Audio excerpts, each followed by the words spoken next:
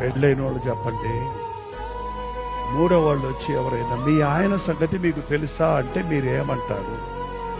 మా ఆయన సంగతి నాది లేకపోతే నీకేం తెలుసు, నోరు మూసుకొని పొమ్మంటారా?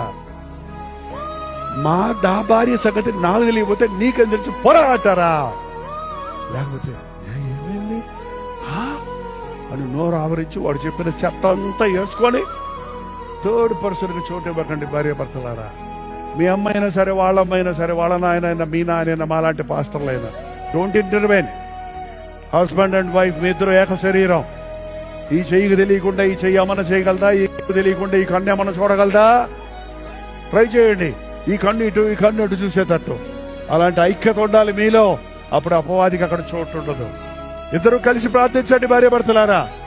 ఇద్దరు కలిసి ప్రార్థిస్తే అపవాదికి అక్కడ చోటు లేదు. నీ కడుపున బిడ్డలు గొప్ప వాళ్ళు అవుతారు. అప్పుడు మీ బిడ్డలు దేవుడి ఆశీర్వాదాలతో పెరుగుతారు. అప్పుడు